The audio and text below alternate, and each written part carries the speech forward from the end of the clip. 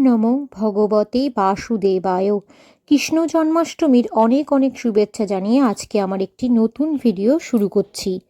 কৃষ্ণ জন্মাষ্টমী ব্রত বাংলার হিন্দু সমাজের ব্রতগুলির মধ্যে একটি অন্যতম ব্রত। বাংলার বাঙালি হিন্দু ঘরের পুরুষ ও মহিলারা জাগতিক মঙ্গল কামনায় এবং অশুভ অকল্যাণ দূর করতে এই ব্রত পালন করে ভাদ্র মাসের কৃষ্ণপক্ষের অষ্টমী তিথিতে এই ব্রত পালন করতে হয়। স্ত্রী ও পুরুষ সকলেই এই ব্রত পালন করতে পারেন। ব্রতের সারাদিন উপবাসী থেকে বিভিন্ন উপকরণ দিয়ে শ্রীকৃষ্ণের পুজো করা হয়ে থাকে এবং ব্রত ভঙ্গের পর নিরামিষ আহার গ্রহণ করে। এবছর অর্থাৎ 2024 সালের জন্মাষ্টমী পড়েছে 26শে আগস্ট সোমবার।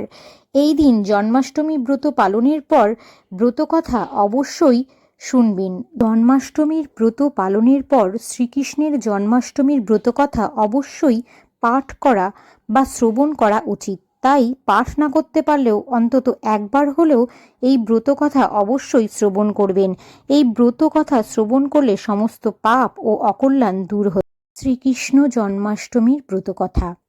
দিলীপ রাজকন বশিষ্ঠমুনি প্রতি শ্রীকৃষ্ণের জন্মকথা শুনিতে সম্প্রতি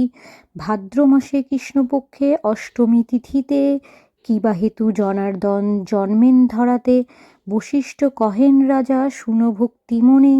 নারায়ণ সতেজি কিসের কারণে এই পৃথিবীতে জন্মে দৈবকী উদরে সেই পুণ্য কথা বলি তোমারও গোচরে পূর্বকালে কংসাসুর নামে নরপতি অহংকারে মর্ত হয়ে থাকি দিবারতি পৃথিবীর দুঃখদশা দেখি শূলপাণি ক্রোধেতে অধীর হয়ে কহে এই বাণী দেবগণ চলো যাই ব্রহ্মার সকাশে করিব উপায় আজি কংসের বিনাশে অনন্তর মহেশ্বর দেবগণ লয়ে গমন করিল সবে ব্রহ্মার আলয়ে ব্রহ্মা তবে হংসপৃষ্ঠে করি আরোহণ ক্ষীরোদ সাগরে যান লয়ে দেব সাগরের তীরে স্তব করে সুরগণ স্তবে তুষ্ট হইলেন দেবনারায়ণ কিবা হেতু করেছ হেতায় আগমন ব্রহ্মা বলিলেন প্রভু করি নিবেদন শিববরে বলিয়ান হয়ে কংসাসুর পৃথিবীরে দেয় সদা যাতনা প্রচুর মহেশ্বর দিল বর ভগিনার হাতে নিধন হইবে কংস নহে অন্য হতে দেবকী উদরে জন্ম করিয়া গ্রহণ পৃথিবীর দুঃখদশা করুণ মোচন নারায়ণ বলিলেন দেবমহেশ্বরে পার্বতীকে সাথে দেন একটি বৎসর কার্য শেষে পুনরায় আসিবে চলিয়া এত বলি উমা রমা সাথেতে লইয়া মথুরা উদ্দেশ্যে যাত্রা করি নারায়ণ দৈবকী উদরে জন্ম করিলা গ্রহণ ভাদ্র মাস কৃষ্ণ অষ্টমী তিথিতে বুধবার রোহিণী নক্ষত্র নিষার্ধেতে সর্বাবিধ আলোকিত করিয়া শ্রীহরি ধরাধামে অবতীর্ণ শিশুরা ধরি কেমনে রক্ষিব প্রভু কংস হাত হতে ভাবিয়া উপায়ে মোরা নাহি পাইছিতে অন্তর্যামী নারায়ণ অন্তরে বুঝিল পরিধান ত্যাজি প্রভু দ্বিজভুজ হইল অনন্তর ভগবান হরির কৃপায় বাসুদেব শূল হইতে মুক্তি পায় মায়াময় শ্রীহরি আশ্চর্য মায়াতে রক্ষীগণ অচেতন হইল নিদ্রাতে যে সময়ে ভগবান আবির্ভূত হন যশোদা গর্ভেতে যোগমায়া ব্রহ্মে জন্মলন অতপর ভগবান কন বসুদেব নন্দালয়ে তারে রাখি আসিতে হইবে নন্দকন্যা যোগমায়া শ্রী ভগবতীকে আনায়ন করিয়া দিবেন দৈবকীকে যেই কালে বসুদেব গমন করিল কারাগৃহে লৌহদ্বার মুক্ত হয়ে গেল মন্দ যে মেঘ গণে বর্ষণ মৃদুমন্দ বৃষ্টিধারা হে পতন স্বয়ং অনন্তদেব সর্পরূপ ধরি বাড়ি নিবারণ জন্য কৃষ্ণ শীর্ষপরি ছত্রের মতন ফনা ধরিয়া করিয়া ধারণ শ্রী বসুদেবের সাথে তিনি করেন গমন এইভাবে বসুদেব যাইতে লাগিল যমুনায় তার তীরে আসি উপস্থিত হইল দুকুলে বহিছে বান বসুদেব ভাবে কেমনে হইয়া পার গোকুলে যাইবে হায় কি করিব কাঁদিতে লাগিল অন্তর্যামী নারায়ণ অন্তরে জানে দেখিতে দেখিতে জল আসিল কমিয়া শিবারূপে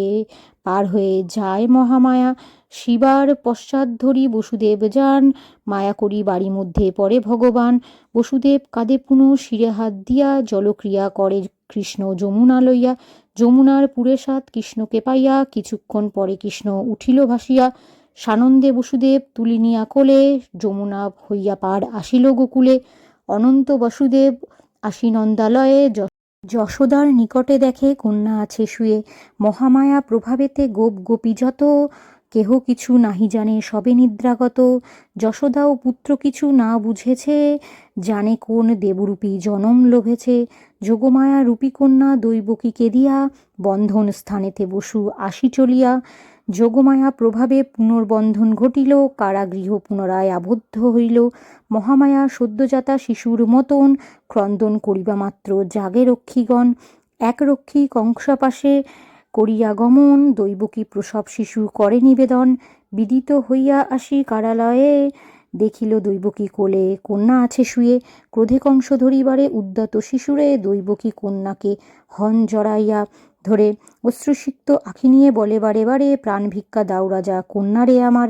না শুনিয়া তার কথা পাপরূপী কংস, শিশুরে করিতে চায় চিরতরে ধ্বংস, ধরিয়া শিশুর পদ ঊর্ধ্বেতে তুলিল, শিলাপৃষ্ঠ লক্ষ্য করে নিম্নে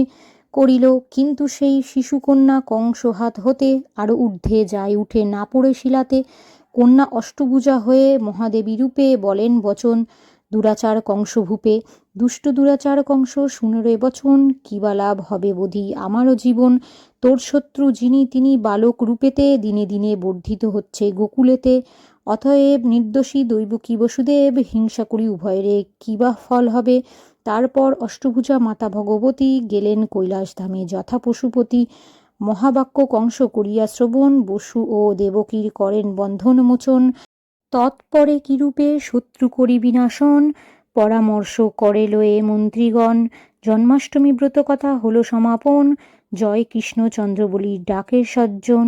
কৃষ্ণ জন্মাষ্টমী ব্রত করে এই সকল সদিচ্ছা, তার হইবে পূরণ, রোগ শোক দূরে যায় শান্তি পায় মনে, জন্মাষ্টমী ব্রত কথা যেই জন শুনে, হে গোলক কৃষ্ণ প্রার্থনা চরণে, এ অধমে কৃপা আপনার গুণে। কৃষ্ণ জন্মাষ্টমীর ব্রত কথা এখানেই সমাপ্ত হলো। এবার বলছি ব্রতের ফল। জন্মাষ্টমী ব্রত স্ত্রী ও পুরুষ উভয়ই পালন করতে পারেন। এই দিন শ্রীকৃষ্ণ জন্মগ্রহণ করেছিলেন বলে দিনটি খুবই শুভ। এই ব্রত পালন করলে সমস্ত পাপ ও অকল্যাণ দূর হয়ে যায়। সকলকে জন্মাষ্টমীর অনেক অনেক শুভেচ্ছা। জয় শ্রীকৃষ্ণ, রাধে রাধে, জয় গোপাল।